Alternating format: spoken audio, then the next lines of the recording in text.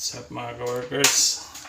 As you can see, for today's video, nandito na naman tayo. Wala nang isang dangkal, ceiling na. Nakapato na naman tayo ngayon sa ladder mga ka-workers. Ngayong araw na ito, meron na naman tayong special project. Kita nyo mga ka-workers, may lalagay na naman tayo ditong angle bar. Ayan, so itong part na ito mga ka-workers, yan, mayroon tayong ilalagay dito na ibang gamit dahil punong-puno na yung storage natin.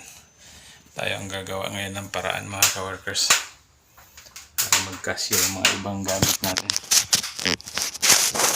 Yan, dyan lang muna kayo ha, sana huwag mahulog yung ano natin. Pinakuha ko lang yung kasama ko nung ano, yung screw, yung ano, yung machine screw. Machine screw, ano tawag niyan? Brain. Ito na, ito yung gagamitin natin para para di tayo mahirapan mga ka-workers sa kalisod. Ano rin diskarte yan, tirada ni mga ka-workers, ingan ani untara ni siya buhat kay arong di agoy murag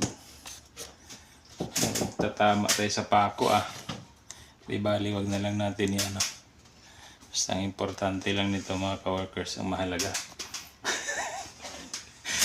sipat-sipatin lang natin to, wala nang libil-libil. Yes. Was out. Ito yung mga napapala sa kakarils mga ka-workers. Kanon sang sitwasyon. Banat yapon. Ito yung ganap natin ngayong araw na ito ka-workers. Kasi pag nagawa natin to, malaking tulong ito dahil mahaba yung ilalagay namin dito na gamit. Yung ilalagay namin dito is yung mga mga gamit pang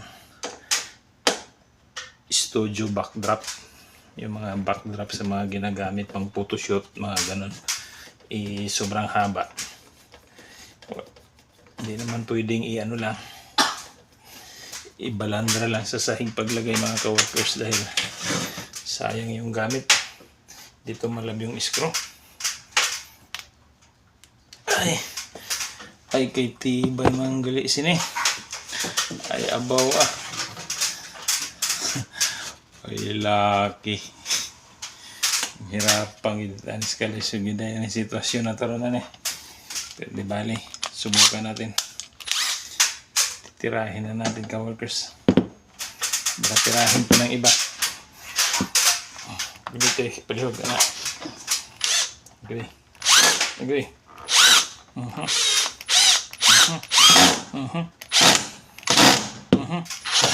Yun. Anak lang ulit. May gitawag nila ka-workers pag gawang tao lang yan. 1-0. Diba? Ano rin ang diskarte diha mga ka-workers. Liter L tong lalagyan natin na angle bar. Makikita niyo mamaya mga ka-workers.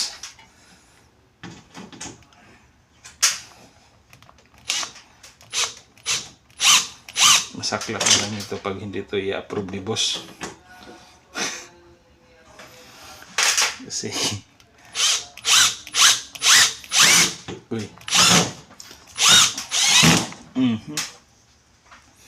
so diskarte na lang nila ito baka workers ba. Siya tao ito kay Bernalis, siya hanapin ka na naman nun.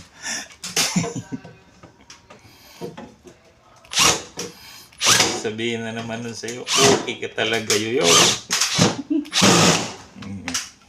Tara.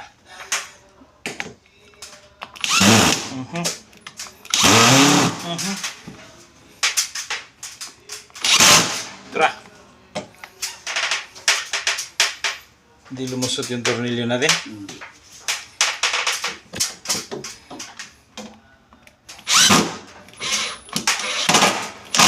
Yes. Balinta sa pikas. Lipat na naman tayo mga ka-workers. May kahaba. May kataasan itong ating. Okay. Okay kayo.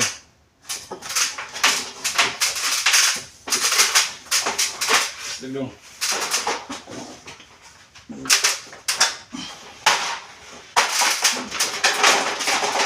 Oops.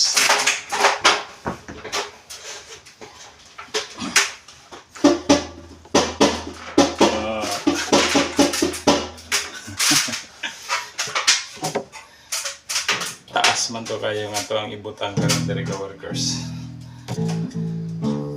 Duha lang ka ingon niya nito ibutang.